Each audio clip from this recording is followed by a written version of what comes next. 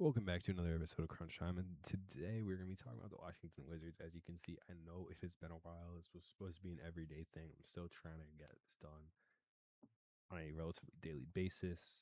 Just I've been enjoying my summer a little bit. Haven't had all the time to get things done. So, yeah. Anyways, today's the Wizards episode. The Wizards is one of the first ones that their offseason kind of started in February for them with the trade deadline. So they traded for Trey Young and Anthony Davis, as we all do know.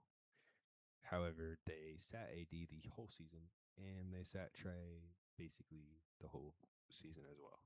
So I think Trey played 6 games for them, which is not a lot at all. So what are we expecting from the Wizards this year? Well,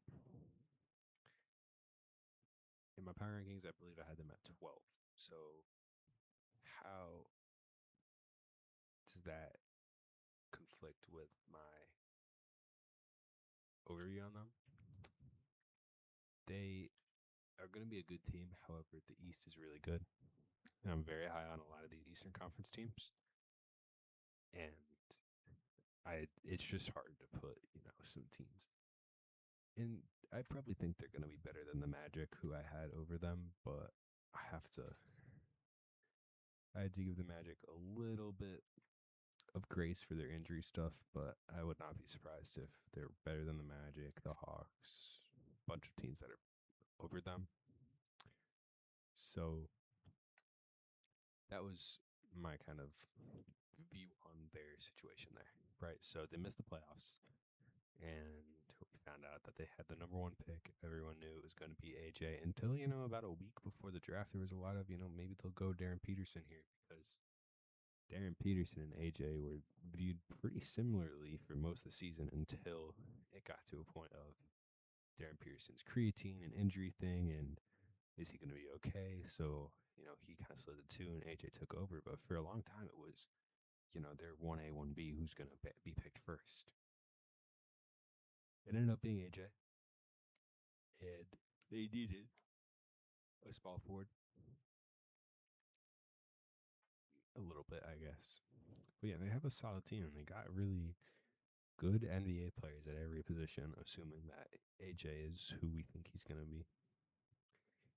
And they could definitely make some noise, and I would not be surprised at all if they end up, being a top 5 seed.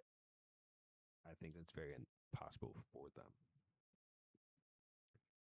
So they also traded for DeAndre Ayton, who kind of came out of nowhere. Like, no one really thought that was a rumor. There's a lot of rumors that they're going to trade AD, but then they get Ayton to back up Sar to get a real big man in there, and they're going to have AD plays power forward and have Ayton play with Trey and, have a backup big man role. And, that's what Ayton's got to do at this point. Um, they did bring Chris Middleton back. They signed and traded. So they had Chris Middleton last year. Then they traded him to the Mavs, and then they brought him back. So it was that. And then they retained Julian Reese, Angel Reese's brother. And then Jaden Hardy, D'Lo, and Leaky Black all left. And then they re-signed Trey, and this was a very questionable deal because Trey got signed for around $52 million a year, which after Trey's last few seasons, he hasn't really been very good at all. But if you're anticipating that's just bad Hawks mojo, and you think he can return to his former self, that's not a horrible bet paying 52, but it's horrible to think that he will become that. So let's see. Um, yeah, so Trey Young was last season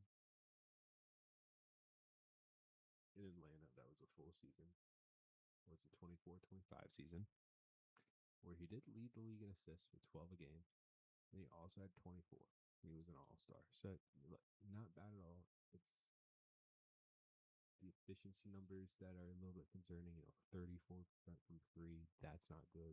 41% from the field, that's not good. Especially from someone who's supposed to be an elite shooter. And he's never really been. He's never even shot 39% from three in the season. So the reason he has that reputation is just because he can hit some fancy, long range threes, but he's not very good at those things most of the time. But God damn it. What am I thinking for them? Well, whoa. Just saw my mic naked. The Wizards definitely have a lot of potential. I don't think that they are going to do all too much, but they definitely have a shot. And it wouldn't be all that shocking, There's not much to say on the Wizards. I don't want to ramble too long. So that's going to be the end of today's video. Thank you guys for watching. A little Wizards recap. I thought there was going to be a lot more to say about this team.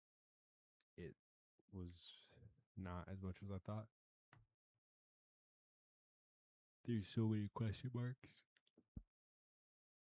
that I feel like I'm just going to be fence sitting if I keep going. I don't like to fence sit. So, yeah, thank you guys for watching. And we'll see you guys tomorrow, maybe. I don't know when I'm going to be uploading my next video. It's going to be the Magic. So, yeah. Thanks for watching, guys.